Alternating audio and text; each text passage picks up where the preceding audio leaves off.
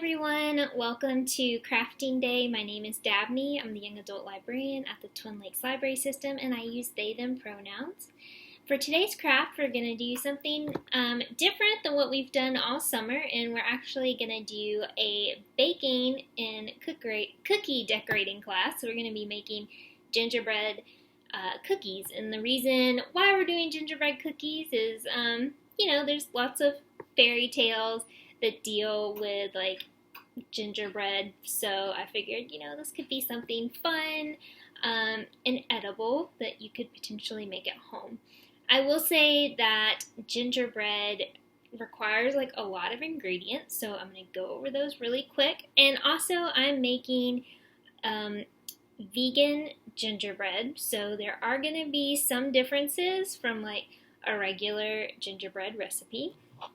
First off, we've got vegan butter, and we're going to have brown sugar, molasses. We're going to be making a flax egg, which requires flaxseed meal, vanilla extract, and all-purpose flour, baking soda, salt, which I've got somewhere over here, ginger and cinnamon and cloves and allspice. And yeah, I think that is it for the actual cookies, and I'll have the recipe linked to the video as well. And then the icing, I'm actually going to use some icing that I have here, but there's also a icing recipe on the website. So first off, I'm going to combine the dry ingredients. And I also started heating my oven to 350. Okay, so I'm going to tilt the screen down as well so y'all can see this. But the dry ingredients, we're going to put in our flour, baking soda, salt, ginger, cinnamon, allspice, and cloves. Okay, I'm going to tilt this so y'all can see it. 1 second.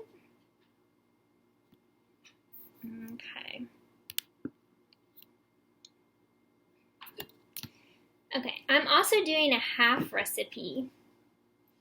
So there goes my oven telling me it is preheated.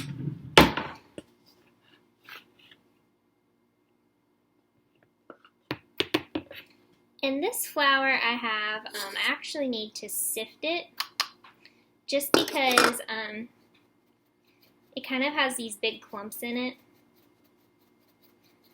So we're sifting our flour. Some flour you don't have to do this with.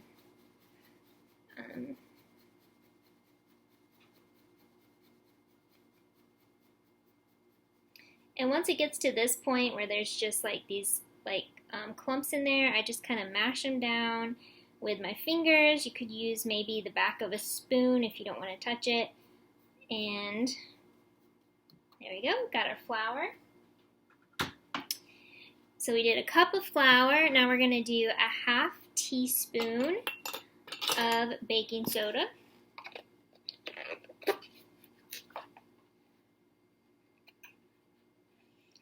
And baking soda, I like to put on my palm and press down with the spoon because sometimes there gets little lumps in there. Okay. Now we're going to do 1/8 of a teaspoon of salt. This isn't going to be terribly exact because I have a 1/4 teaspoon here, but that looks about right. We're going to do 1 teaspoon of ginger.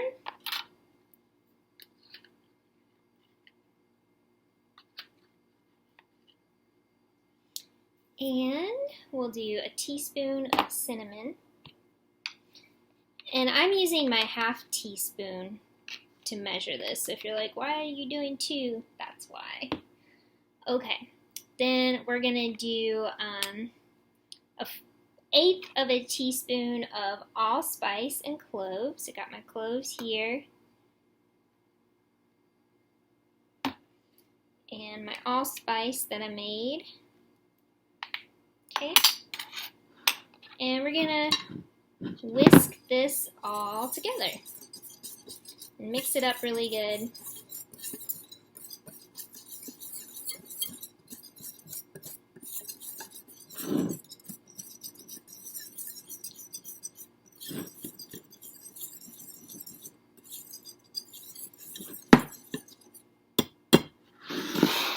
Okay, in a separate bowl, we're gonna combine our butter and our brown sugar. So I've already measured this. This is a 1/4 of a cup of brown sugar. And for our butter, I'm gonna do 2 tablespoons.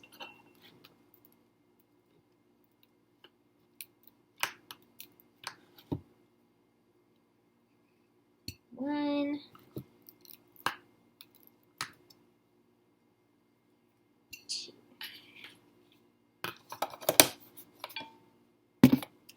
Okay.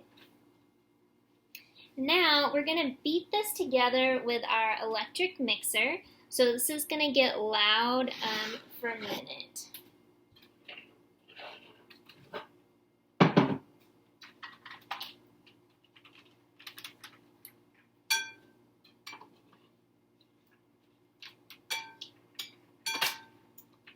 I don't know if this will stretch over here, but let's see if we can do this.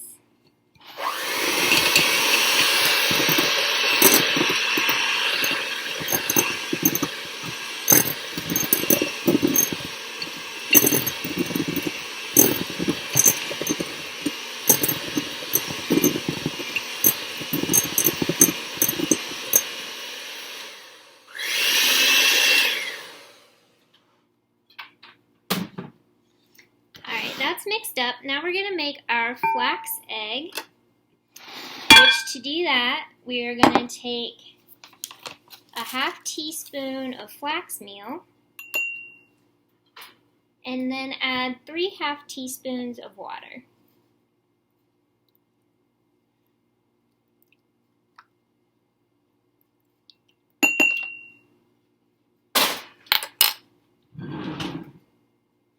And we're going to whisk that up. And you're going to let this sit for a minute.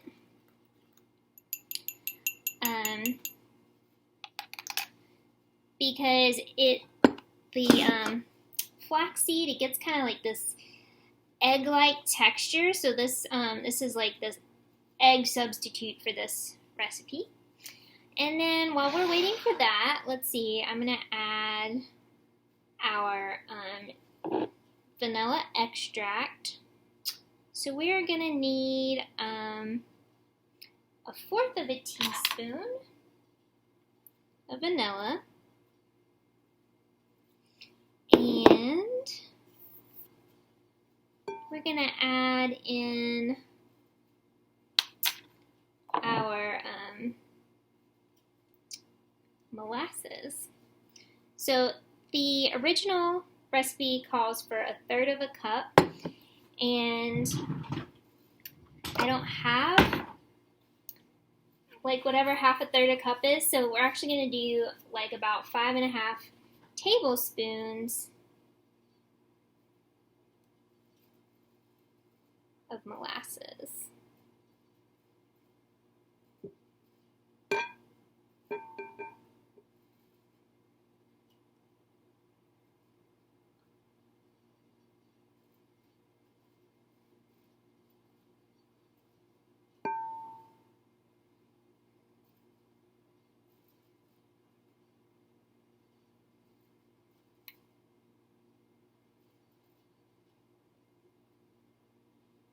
Okay.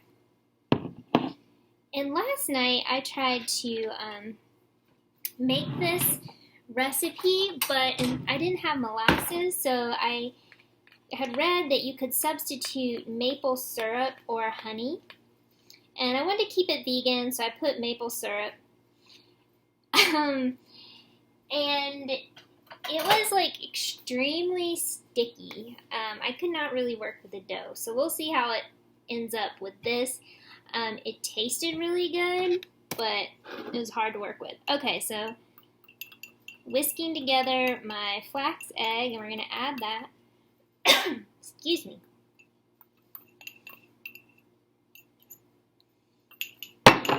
All right. I'm going to beat this together. So again, this is about to get loud.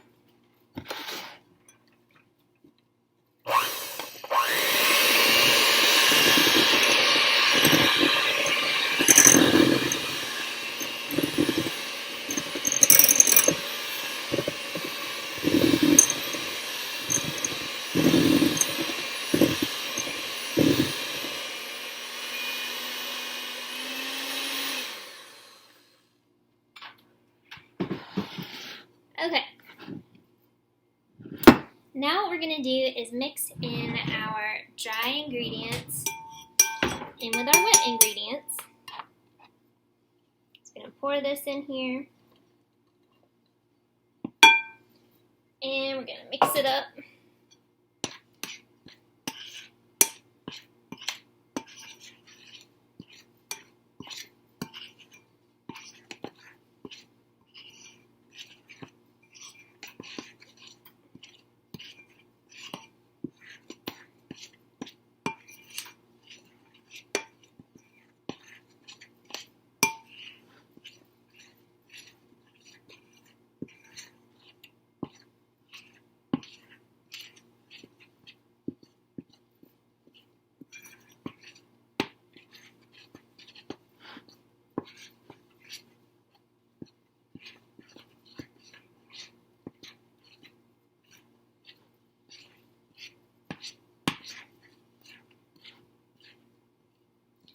Alright, so there's our batter. It is very sticky. I'm not sure how this is going to work, but we'll see. So to work with this and to get it to be like, to make cookies, we're going to flour our surface where we're going to roll out our dough. We're going to make sure there's a lot of flour on there.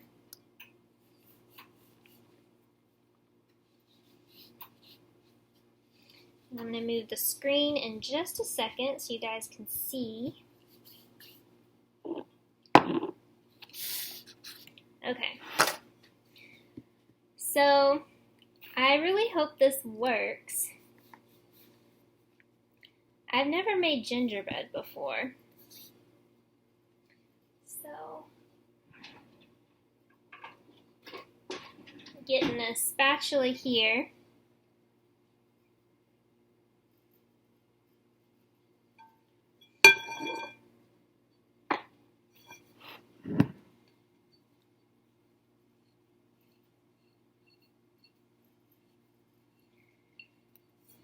Last night when I tried to get it out of my bowl, it just stuck all to my hands. So I was like, maybe I'll just try to get it directly onto the floured surface and go from there.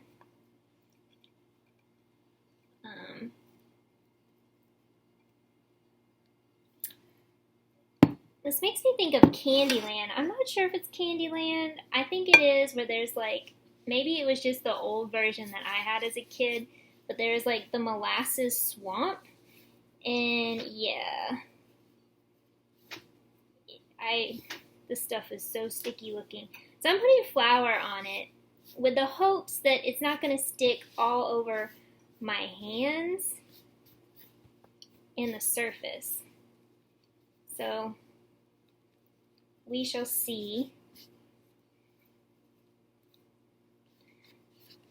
And I don't think you're supposed to knead this necessarily, but we're going to just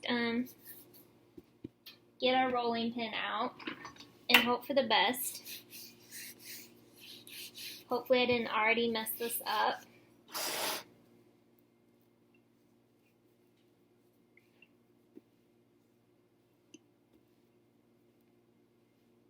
I think I might have overdone it with the flour. Okay.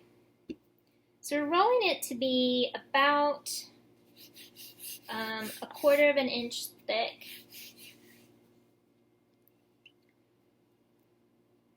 and you put flour on your rolling pin to keep it from sticking. Okay, hold that thought. I'm going to get the cookie cutters. The funny thing is, I actually don't have any Gingerbread Man cookie cutters. But you know what? It's July, so it's okay. I'm not even sure how this is gonna work, 'cause these trying to cut it with the cookie cutters and it is like not happening. Let's try it with this one. Last night when I made these and I used the maple syrup, I ended up just having to do like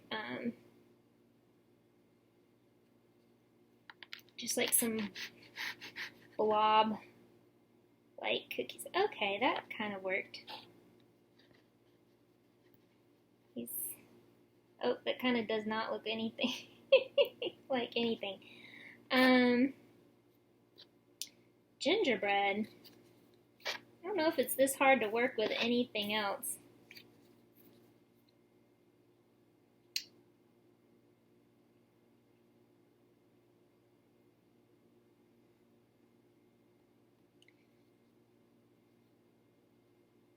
You know what? I've got an idea. And this idea may be a fail. But you know what? That's okay. My idea is I'm going to cut this into like squares. Alright, I'm back. I had to take a break because the gingerbread was all kinds of a mess. But I did bake it, so what you do is after you've got your gingerbread cut out, you put it on a pan. Ideally, that is lined with parchment paper. I didn't have any, so I just kind of sprayed some like coating on my pan so like my gingerbread didn't stick. And you bake it for 15 minutes.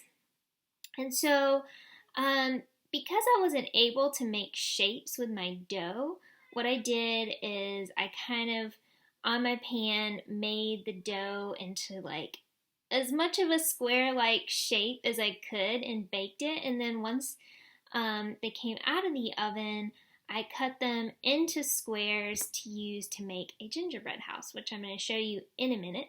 But real quick, let me give you your activation code for this episode. It is icing, which you're going to see a lot of icing in a second. So yeah, I kind of went through last night after I finished baking and tried to figure out like what went wrong with the dough. And I think it probably, when I like stirred it all up and it was really goopy, what I probably should have done is just kind of slowly added in some flour until I got it into a better texture. So the recipe I'm linking, there's like a short like 1-minute video of the person making the gingerbread, and I looked at the consistency of their dough compared to mine, and I was like, okay, that's what it was supposed to look like.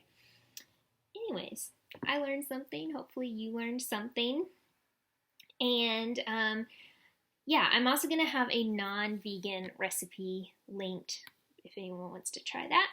But let me show you my gingerbread house. There it is. It's kind of messy, but this one really got messy. And I might do the roof later, but let me show you what I used. I was just using this cookie icing that's like the Walmart brand. And when I put together my house, so you see I've got like all these different squares I cut out. So I kind of started on the bottom first, and I put together like 3 sides of it with this. So I used the icing, and it's going to take a while to set. So when I did this last night, I kind of was like watching a movie, so I, put icing and got different parts together and waited, maybe 30 minutes to an hour to see, like, was it staying together. I also had some things on the side to kind of support it, like I had my jar of molasses and like another jar to keep it from tipping over. And then I kind of gradually added pieces. So like I did my roof next, like I added those pieces. Once that kind of got into place, I cut a triangle for this side. And this side was actually 2 pieces. I also did like the front here, got that. So it's kind of a long process waiting for the frosting to set, and it's still, when you're using this, it's still not gonna be like the most solid thing ever. Like there's different icings you can make that's specifically for like holding together a gingerbread house, but because I had this other icing, that's just what I used. And all of this is edible now. Like last night, after I kind of got the house put together, I put it in the microwave so that way no pest could get to it, and it was, relatively safe. And I've just kind of been icing it today. One thing I will say, if you do happen to use cookie icing, it'll drip down.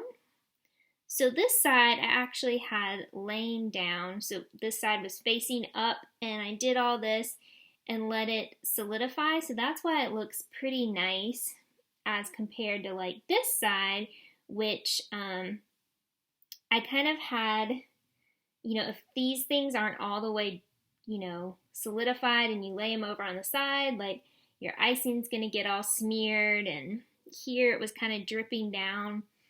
So the main thing if you do this is, take your time, be patient, let each side, take maybe an hour or more, to harden before you try and flip it over. But you can also add sprinkles to it if you want. You could do all kinds of designs. This is just very basic, but yeah, it's fun, and now I'm probably gonna decorate this part and then take this apart and eat it with a glass of soy milk. So yeah, that is our craft, and hopefully you enjoyed it, and yeah, see you all later.